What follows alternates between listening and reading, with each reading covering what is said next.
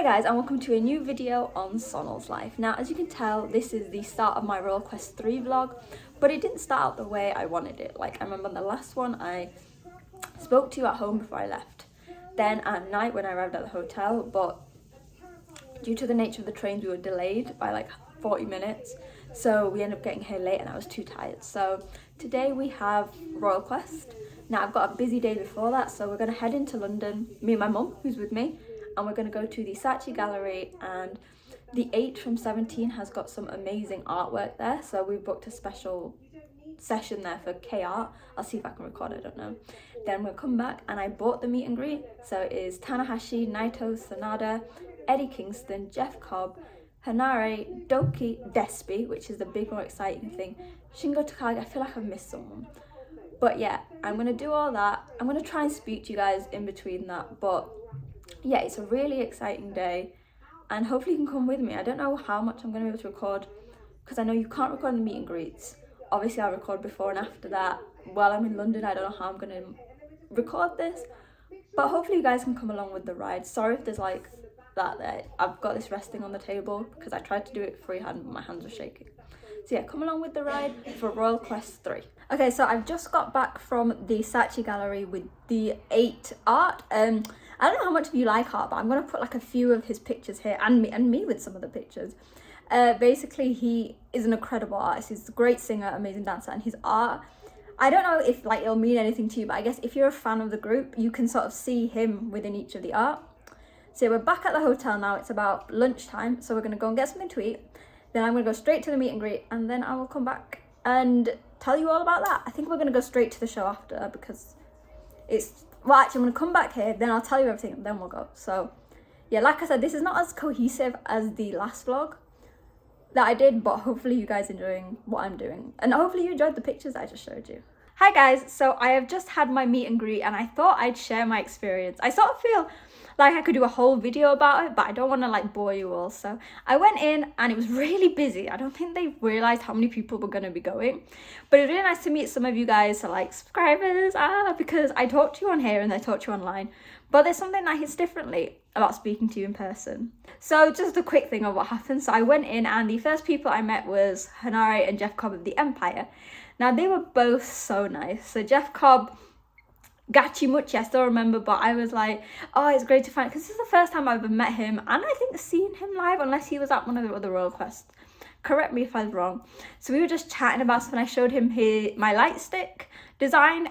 You guys probably know, like online, follow me at wrestling_chat, that I've been doing these light stick designs based on my love of K-pop. So I showed it him, and he seemed to really like it. He even took a picture of it, which I found quite nice, and he was like, I'll show it to the guys, which I liked. And then when I was in the queue for Cobb, Hanare, I think he sort of recognized me, because I've been tweeting my support for Hanare for years, since I started watching New Japan back in 2018. And I've loved seeing him go from the Hontai Hanare to the Empire Hanare. So yeah, we were just chatting about things. I also showed him my design. I remember I went back at the end and he even showed it to Okan. But yeah, it was really nice just chatting about random things, like him being in the UK if he's got time to relax. He was telling me that he's been to the UK quite a fair few times, but this is actually my first time seeing Hanare, so it was mental. I'm going to put 2 pictures here of meeting them. I feel like I could blabber on, but I'm just going to sum it up. I then finally met Desperado. He was so nice. I was literally telling him, I was like, you're one of my favourite wrestlers, and I've waited so long. I gave him some artwork, which was really nice, and he was just generally such a nice guy. I was speaking to him in Japanese, well, trying to, and he seemed quite impressed, and that was cool. I then met Shingo. Someone said that Shingo felt a bit off, but he was great with me. I was like, konnichiwa, o genki desu ka, asking how he is, and just saying how cool he is. And then I showed him the LIJ light stick design that I did, and he said it was really cool. And yeah, it was just really nice, because I've never met Shingo before. So yeah, we were like just doing the poses, and like I was handshaking and stuff. Met Bushi as well. Oh, Bushi's so nice, and his mask was phenomenal. I showed him my design as well, and he was like, that is so cool. We were just chatting, and then we did fist bump. I think that was cool enough. I got a Bushi fist bump, and then we took a picture. Naito is phenomenal. Like, I was like, oh, this is like the second time we've met, and I've showed him like the picture from last time. I was speaking Japanese, and he was like, oh, your Japanese is really good. And I was like, yeah, because I like Japanese I like New Japan. I've been learning it. And he was asking for like how long. I was like, well, I've been learning for 3 years. Sorry if I keep moving, it's because I'm sat on the floor at the moment. I've been doing it for 3 years, but this year I've started doing classes, so it was really nice. And then I showed him my design for the light stick and he signed it. And you know, I do these for fun. I didn't expect anything, but the fact that the wrestlers liked it so much was so cool. I then met Eddie Kingston, who was phenomenal. Oh, Eddie Kingston, hug. We were just chatting about the UK. He said he's been here a lot and he likes Carvery and Big Breakfast. Phenomenal. Oh wait, I didn't say. Let's move it. Here are my LIJ pictures. I feel like I'm fast forwarding this, but like I said, I don't want to bore you. So yeah, I met Tanahashi. I told him this is the second time I met him, and I showed him a picture from when we first met. And he was like, oh my god, I look so young. I was like, no, you're still young. And we were just chatting, and then I showed him my Hontai light stick design, and he was like, oh, you should send it to the New Japan office. Again, I don't know how serious this is. Like, again, sorry, I'm just messing my hair. Again, they might just be being nice, but it was really nice to meet Tanahashi again, and hopefully it's not the last time. Because his hair, honestly, I'm not a fan of his hair, but he's still handsome as hell. And I left the best two till the end. So I met Just Five Guys' Doki and Sanada. So I met Doki first and I was like greeting him and he was really nice. And I was like, oh, you're my favourite wrestler, because he is. Like, especially since Jay White's gone, Doki has always been one of my favourites. And we were just chatting and I was just talking in Japanese a bit. And then I showed him, I didn't show him actually the Just Five Guys light stick, but I did another piece of artwork for Just Five Guys with all of their different logos on. So he really liked that, and then we took a picture, and he actually got one of the guys there to take a picture of just him with the photo. So I was like, oh my god, like he must have really liked it. So yeah, here's my picture with Doki. And then finally Sanada. This is in order, but Sanada was amazing. As soon as he saw me, he's like, we've met before. And bearing in mind, like, this is actually the third time I've met Sanada. I met him in 2019, 2022, and last year. And he was like, I've got a picture of it. I was like, huh? So I was like, oh, we met in 2019. I forgot about last year. I don't know why, it was off my mind. And he's like, I've got a picture of it. I was like, what do you mean? And then I showed him, I was like, oh yeah. And then he found it on his phone. And he's like, yeah, I met you on the street. And he was showing Doki. He was kind of confused, but like, it was cool. And then we were just chatting about like Japan. He's like, are you going to come to Japan? I was like, I do really want to come. Not this year because I'm quite busy, but I do want to come next April. So he's like, oh no, you should come. So yeah, that was phenomenal. Here's my picture with the champ Sanada. And I just want to say, like, I was reluctant to get it because I was like, I've met loads of them before, but I did it specifically for Doki and Despy and ended up loving all the interactions. If you ever go to a New Japan show, I know it's a bit of money, but I recommend like just once because the wrestlers are so nice. So I'm just back at the hotel relaxing. We're going to head to the Copper Box soon and I will carry on the vlog there. Hi guys and welcome back. It's very late, but we are back from the Royal Quest show. And as promised, I am here with a review. Obviously this is going to have spoilers. I assume you know this by now. But I'm going to talk through the card, tell you everything that happened, and holy god, the semi-main event and main event. That's all I'm going to say. So we started off with Robbie X versus Taiji Shimori. Two classic juniors. Now I'm going to say the first set of matches, so like anything up to the semi-main event, was actually pretty short. But I think like looking back now, it made sense because they really needed to give the last two matches like a lot of time. So this one was great. It was classic heel versus babyface, everyone cheering for Robbie X. He's a great talent and I've said this and I'm probably going to say it again. He should be in New Japan at some point. We then had quite a bunch of special singles matches. So we had Trent Seven versus El Desperado. Trent Seven was being a dick from the start. He was bringing out chairs and cheating, and he got angry at the ref once because the ref didn't count a 3 after he cheated and hit Despy in the doo-doo in the dick. But yeah, Despy got the win on that. Again, another really short match. We then had Yota Tsuji versus Luke Jacobs. I had really high hopes for this match, and while it was great, really hard hitting, seeing Tsuji get the win, who was playing the heel, the time I don't think gave it enough chance to shine. Luke Jacobs is phenomenal, and surprisingly Tsuji had a very heavy strength-based moveset here. So he wasn't doing his lucha moves, he was really sticking to trying to heal himself by being heavy hitting. It was actually like technically a very good match. Like there was no issues there. I just think that this match could have shined later in the card, but also given more time. But like I said at the start, when I speak about the main two matches, you'll understand why New Japan really had to limit what they gave in tag matches and the special singles matches. It gave both guys a chance to shine, and I really think that these opening matches were really focusing on the future of New Japan. So Robbie X, I really could see in the company. El Desperado, obviously amazing, and then Suji and Lake Jacobs, who hopefully will get signed to New Japan at some point. Because I swear, I think I've watched him in every single wrestling show I've seen in the past 3 years. We then had the IWGP Junior. Like I said earlier in the vlog, if I'm shaking, it's because there's no chair that could reach the level of this camera. We then had the IWGP Junior Tag Championships on the line. So if anyone watched the Rev Pro show at the end of August, Leon Slater pinned Driller Maloney, so that set them with a title shot. This was actually a really good match. So junior tag title matches normally do quite well with short times, and I think this was about 15 minutes. It was really fast and furious. Bullet Club were really healing it up, so Clark Connors and Driller Maloney really getting the crowds on the side of Leon Slater and Cameron, and they're a really good team, the two of them. It'd be nice if maybe they come and do Super Junior Tag League. Maybe we'll find out by next week. Actually, no, I say that. They've already announced the teams. They're not on it. But I mean, at some point, they would be a really good team to have in the tournament. They were fast, charismatic. And Leon Slater is so young, but really, and so tall. But actually, it worked. He was very agile with Cameron compared to the strength that you see from Driller Maloney and Clark Connors, who I'm still going to doubt that Driller is actually a junior heavyweight, similarly to how I doubted Shingo was a junior heavyweight at the time. But yeah, obviously Bullet Club retained.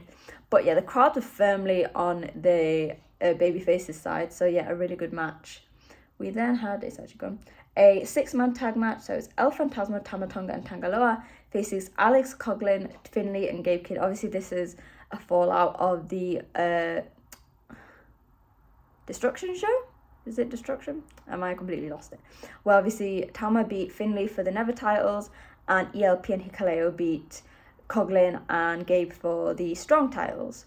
Now, actually, look, I'm going to keep moving because this is really uncomfortable, but actually it was a pretty decent match. Again, like the previous one, got babyface versus heels. Everyone was loving Tama, Tangaloa, and ELP. There's some really cool moments between them. There's a lot of spitting from the Bullet Club people. I don't know, it didn't happen under Jay's rule. Did Jay ever do it? Well, I can't really remember. Jay could do no wrong in my eyes. But yeah, really good dynamic. In the end, quite shockingly, Tangaloa pinned David Finlay. So yeah, that was bizarre, but really cool for Tangaloa because he's not really had that momentum since he's come back from injury, and this was a really big win, and the crowds were proper on the side. We then had Francesco Akira and Great-O-Khan facing Shota Umino and Ren Narita. Now, at first we were waiting for ages for the entrance for Shota, and obviously he comes from the crowd, and he came down by me. And apart from that, the match itself was good. Akira looked so small compared to the rest of them as the only junior heavyweight. Narita and Shota working really well after their truce, after the Best of 7 series. And O-Khan was obviously being really fun. I think with Ren and Shota, obviously as the 3 Reiwa Musketeers, they really tried to position Akira and O-Khan as the heels. While it didn't really work all that well, because obviously everyone loves the Empire, it was actually a really nice match. Akira got pinned, but it was good. We then had 2 tag matches, which really didn't get given as much time as I thought, considering the stars that were in it. So we started with Naito and Bushi facing Sanada and Doki. Obviously, it's LIJ. LIJ always gives the baby faces, even though Sanada is the world champion. Doesn't work. It was a nice match with some really funny moments in it. So at the start when Naito realised that everyone loved watching him taking his pants off, so he took ages. Sanada got Naito in a paradise lock. The entire crowd shouting, Doki Choki, because we saw the Doki Choki. And obviously poor Doki got pinned. But what was quite funny at the end was seeing the two, so Naito and Sanada had a Wrestle Kingdom standing off. Then Bushi hit him with green mist, and then Naito kicked him out of the ring. So yeah, the tension is there. Although Sanada left LIJ amicably, it's still going into Wrestle Kingdom. It's going to be a big feud. We then had Hiroshi Tanahashi, Eddie Kingston, and Michael Oku going up against Hanare, Jeff Cobb, and TJP. So for me, this was exciting because I was a fan of TJP in his cruiserweight days in WWE. That's when I got into wrestling, and this was actually the first time I've seen him live, so that was great. It was amazing. Tanahashi, Eddie Kingston got a massive pop, and obviously you guys know how much I love Michael Oku, so that was a phenomenal match. generally, like, I think it could have deserved more time, because obviously we had the feud between Hanare and Eddie Kingston for the Never Strongweight title. So yeah, it could have been given more time, but you know, that's the game of it. Because we got up to the semi-main event, which was Shingo Takagi versus Ishii. Now, I'm not going to lie, I was worried, because people were saying, well, we've seen this match before, there's not really any thought into it. But oh my god, it might be probably one of the best matches I've ever seen live. It was just pure Shingo and Ishii. Like, the crowds were split. I'm going to put like a little clip here.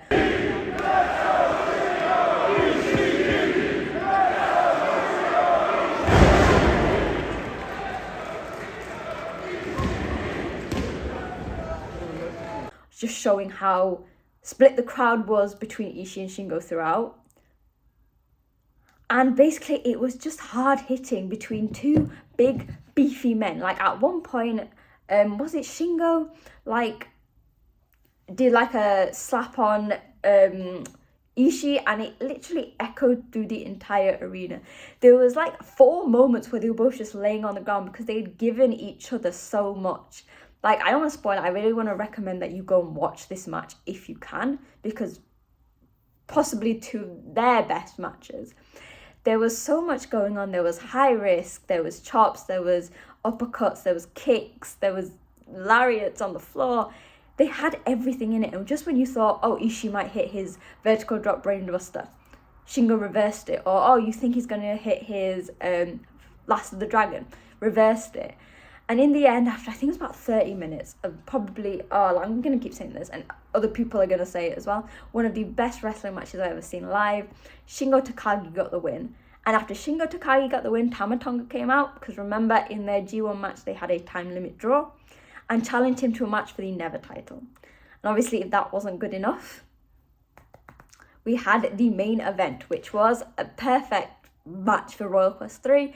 Zack Sabre Jr. facing Will Ospreay for the IWGP United Kingdom Championship. These guys have met probably more times than any 2 wrestlers have met. And it was phenomenal. So obviously at the beginning there was a bit of like toing and froing. There was some funny moments, like Zack had Ospreay in a hold and said to Uno, he tapped out, he told me. And obviously some name calling and stuff. But you know what, so if you watched my Rev Pro review, you said, like, you would have remembered that I wasn't a fan of Ricky Knight Jr. versus Zack, because I said that Ricky Knight didn't seem to work well with Zack. And while Zack is always known for his flawless, like, submissions and reversals, he didn't have that. Today proved that this was not a Zack issue, because everything was done so seamlessly. Whether it was Zack reversing a cheeky Nando's kick, or targeting Ospreay's arm, which obviously is so vital for him for all of his moves, whether it's the Os Cutter, the Hidden Blade, or the Stormbreaker, which I always like to say, it was named by Jay White after they went to watch Avengers. I remember this as like a little tidbit for you if you didn't know. But yeah, it just seemed like there was action at every moment. Like, they know each other so well, and that was shown in the match. And Zack even at one point went high risk, like he went to the top rope. You know, Zack never really does that. Ospreay was bringing everything. 3 cheeky Nando's kicks in a row. Standing Spanish fly. Twisting moonsaults, which probably was like a work of art in my opinion. And Zack, like I said, was going high risk. He was going submissions. And what was quite good is from like the angle that I was on, you could see everything. So I'm going to put a few clips here just to show you like how amazing it was.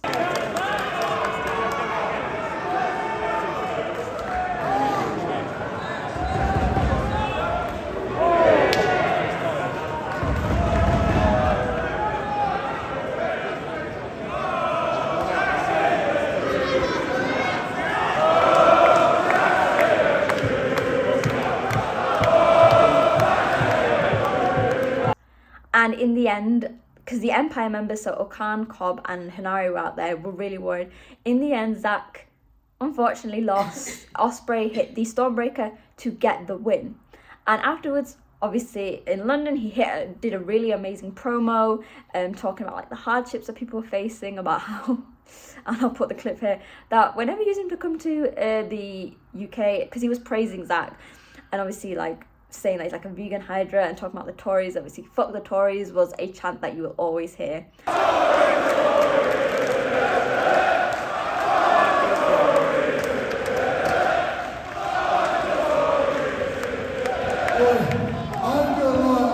So scared when talking about politics, I got a fucking clue what's going on. And then he was like, is there any sexy Japanese beasts that want to come out and challenge me? So Shota Umino came on and was like, did you just ask for a sexy Japanese bitch? And then he was like swearing and he was like, and then so Zach Osprey was like, you really want to go against me again? Like, I beat you 3 times. And then Shota said this really random, like, calling him like an ugly motherfucking fucker or something. And apparently this came from Moxley. And so then Okan came in and then Osprey basically went, okay, you get this title match, I think on Power Struggle, which is November 4th. He went, you can have that if you can call Moxley up for a match with Okan. Because we know Okan's not really had much. Like, he's been losing a lot. So this will be very interesting. And it was a phenomenal way to end. We had, like, I guess the Empire version of a roll call where Osprey basically called Francesco Akira out because he wasn't there and he was like, he's probably in the bathroom or something. But it was an amazing way to end the show. And I know some people were probably skeptical because they were like, the matches don't sound great. Okada's not there. But honestly, from start to finish, it was phenomenal. Yes, some of the earlier matches could have been longer, but they did it. They sacrificed it because they knew that Ishii versus Shingo and Osprey versus Zack needed the full time to shine. So yeah, this was my vlog of Royal Quest 3. The match, the entire time was amazing. I mean, obviously I said that the hotel, we arrived late on the Friday, but I got to do some amazing stuff K-pop wise, just like at Rev Pro, and the meet and greet was amazing, and the show, honestly, genuinely phenomenal. Like, for all the skepticism, and obviously the crowd, it wasn't full compared to maybe the previous shows, it was truly phenomenal. We're gonna start this again. Phenomenal. It was truly amazing. I'm gonna say this because I told you I cannot say that word for the life of me. Phenomenal. That's my mum trying to say it because she knows I cannot say it. Say it. I'm not saying phenomenal. Is that right? It still sounds wrong. But anyway, it was a great show, and I don't know whether you watched it or you saw my live tweeting. Remember, follow me at wrestling_chat because you get things like this all the time. Let me know your thoughts. Which matches sounded good to you? If you watched it, what were your favorites? And obviously, we're on the road to Tokyo Dome, so there's some amazing stuff coming up. So hopefully you guys enjoyed the video. Make sure to leave a comment. I said follow me on social media, hit like, click share, and hit that subscribe button, because if today was great, we have got so many amazing things coming up. So yeah, hopefully you guys enjoyed my little vlog, and I will speak to you guys soon. Bye!